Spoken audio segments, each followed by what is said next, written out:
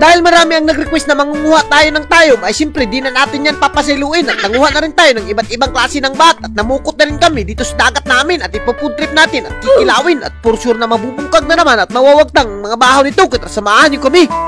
What's up dyan nyo guys? For today's adventure ay pupunta na naman tayo ng dagat at mangunguha tayo ng tayom. At bago ang lahat, hininluan ko muna yung alaga nating baboy. At ayan ang asyukansi naman guys, napakalisod talaga mag-alaga ng baboy. Pero hindi ka naman magmamahay dahil napakasarap nito kapag nabaligya na. At sobrang lakas pa humabham ng baboy namin. At sa puntong ito ay nagsima-sima muna tayo dito ng kape na napakasarap naman talaga. At ang kape nga pala dito ay galing sa stock brew na napakasarap naman talaga at hindi ka magmamahay. At ayan na nga, dumiretso na kaagad kami pagkatapos namin mga pe. At ayan ang asyukansi naman yung agihan namin guys, sobrang libaong talaga. At halos araw-araw talaga kami pupunta dito ni Ivy. At sa puntong ito ay nakaabot na kami dito sa aming dagat. Ayan ang asyukansi naman guys, nagbaktas na naman kami dito. At kung nakikita nyo naman guys, tumikang pa kami sa pambot at nalilisudan pa talaga si Ivy dyan. Pero hindi pa rin kami nagpatinag at tumiretso pa rin kami sa aming dagat. At sa puntong ito ay nitsa na kaagad yung trapal natin na napakasarap naman talaga at precision na kaagad tayo. At ayan ang asyukansi naman guys, talagang pabalik-balik kami dito sa dagat namin dahil napakasarap talaga dito. At ayan na nga, speaking of masarap, talagang napakasarap ng mga starfish dito at iba't ibang klase. At nanguha na rin kami ng iba't ibang klase ng bat dito at mga saipo. At ayan ang asyukansi naman guys, napakasarap niyang kilawin. At sa puntong ito ay di rin matabas-tabas yung tayom natin dahil ito talaga yung pinaka-main event natin. Kaya di na kami nagpadugay-dugay ni Ivy, talagang dumiretso na kaagad kami at hininluan na kaagad ni Ivy yung malamas natin. At siyempre, speaking of hinluan, talagang hinluan natin yung tayom at kukuhaan natin yan ng tunok dahil napakasakit talaga yan kapag nayayay ka sa tunok na yan at talagang hindi ka magmamahit. Sobrang sarap talaga.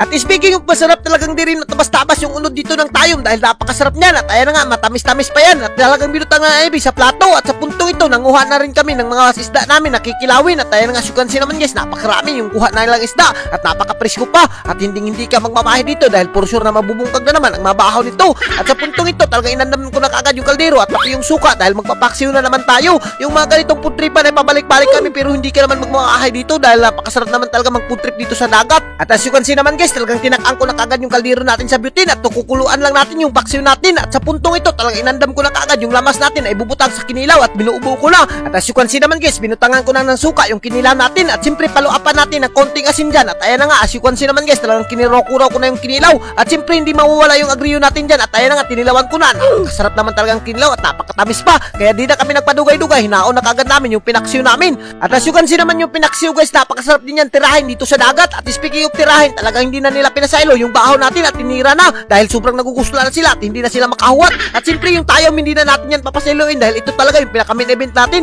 Ipares mo sa bahaw na napakasarap naman talaga. Naku, nabubungkag na naman talaga yung bahaw. At ayan na nga si Ivy, talagang binungkag niya na rin. At alam nyo ba guys, may kasabihan rin tayo kapag kumain ka rin ng tayom ay siguradong makakabungkag ka ng bahaw mamayang gabi. At ayan na nga, kaya di ko na pinasaylo at talagang pinaspasan ko na pagkain para mabungkag na naman ang mabahaw ni Ivy mamaya. At alam nyo ba guys, sobrang napapagtong na talaga kami dito sa kakabalik ng dagat pero hindi talaga kami natatakhan ni Ivy dahil napakasarap talaga mag-food trip dito sa dagat at talaga makukuntinto ka sa mga pagkain lalong-lalo na kapag mapresko yung mga pagkain mo. At ayan na nga, pati yung mga kasama namin ay talagang humabhab sila at ang lalakas pa talaga ng mga budigan nila. At siyempre kapag andito ka sa tunga ng hunasan ay hindi pwedeng mahina kang kumain dahil napakasarap talaga kumain dito at for sure na mabubusog talaga yung matyan mo dito. At ayan na nga, pati yung mga kinilaw na napakatamis naman talaga, parisan mo ng tayom. Naku, talagang magugusla na naman yung mamaritis sa kakapanood sa atin. At kung umabot ka sa video na to ay naku, huwag ka nang magpadugay-dugay at drawingan mo na yung color mo at mag-food trip na kayo kasama yung mga loved ones nyo dahil hindi kayo magmamahay kapag mga ganitong food tripan talaga ay talagang mabubusog kayo at suwak na suwak talaga sa mga budget nyo dahil talagang hindi mo na kailangan gumastos ng malaki. Dito sa dagat namin kapag masipag ka lang at matyaga ka lang ay hindi ka magmamahay sa mga sudaan dito dahil napaka-presko pa talaga. At ayan nga si Ivy, sobrang nanambok na talaga siya sa kakakain ng bahaw. At hanggang dito na lang kami at kung giganahan ka sa mga video namin, huwag mo nang kalimutan i-like and i-share para mas marami pa tayong food trip. Thank you and God bless you all. Mabuhay kayo hanggat gusto nyo. At bago matapos ang video na to, meron akong papakilalang laro sa inyo. Ito ang 77 PNL. At dito ay napakaraming laro ang pwedeng pagpipilian katulad ng mines. Dito sa mines ay napakadali lang manalo. Kailangan mo lang iwasan yung bomba.